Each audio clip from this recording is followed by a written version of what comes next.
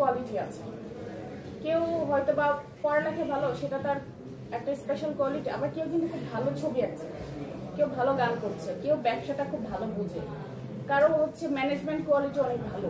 হ্যাঁ, তো এই প্রত্যেকটা মানুষের মধ্যে আল্লাহ কিছু না কিছু গুণ দিয়ে দিয়েছে। তার ওই গুণটাকে যখন আমরা কিনা ফ্লারিশ করে ট্রেনিং এর মাধ্যমে যখন এটাকে কাজে লাগাতে পারি, তখন কিন্তু ওই মানুষটার যেরকম উন্নয়ন হয়। আজকে আপনি যদি 10 টাকা ইনকাম করতে পারেন আপনার এই গুণের মাধ্যমে, তাহলে এই 10 টাকাটা কিন্তু শুধুমাত্র আপনার পরিবারের কাজে লাগছে না, এটা সামষ্টিকভাবে কিন্তু আপনার দেশের কাজে লাগছে।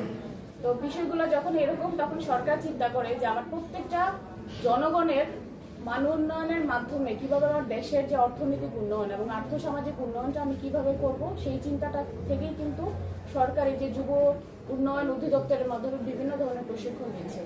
তো আমি এখানে কয়েকটা সমিতি এসছেন, যারা সমিতির সদস্য তারা তো বিষয়গুলো জানেন। এছাড়া আপনাদের যারা আশেপাশে আছে, যদি মনে হয় যে তাদের এরকম স্পেশাল কোনো কোয়ালিটি আছে যেটার মাধ্যমে তারা হচ্ছে নিজের উন্নয়নের সাথে সাথে একটা ভালো একটা জায়গাতে নিজেকে নিয়ে যেতে পারবে, আপনারা তাদেরকেও পরামর্শ দিবেন। বান্ডেল থাকলে প্রতি সেনমানিতে টাকা বাঁচবে। বিকাশ সেনমানি বান্ডেল কিনে জিতুন প্রতি লেনদেনে। অর্ধশিক্ষিত নারী এবং পুরুষদেরকে বিভিন্ন বিষয়ের উপরে প্রশিক্ষণ দিতে পারবো। আমাদের দপ্তরে বিশেষ বিশেষ কিছু ট্রেনিং থাকে।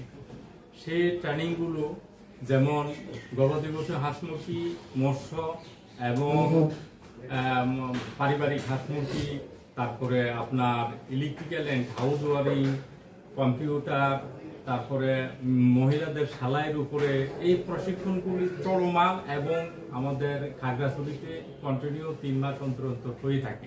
তো আর্থিক অবস্থা আমাদের তেমন ভালো ছিল না, পড়াশোনা করতে আমাদের খুব কষ্ট হতো। তখনই এইভাবে এক যুব উন্নয়ন কর্মকর্তার সান্নিধ্য পাই এবং তার সান্নিধ্যে আমি 2টা প্রশিক্ষণ গ্রহণ করেছিলাম। আমার ব্যক্তিগত জীবনের একটা উদাহরণ দিয়ে আপনাদেরকে বোঝাতে চাচ্ছি যে এই প্রশিক্ষণগুলো একটা মানুষকে, একটা বেকারকে স্বাবলম্বী করতে কতটা সহায়তা করে, সেই বিষয়টা একটু উপস্থাপন করার জন্য এখানে আমার এই সুযোগটা পেয়ে আমি এসেছি।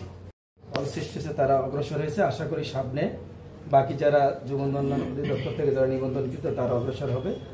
যেমন আমি একজন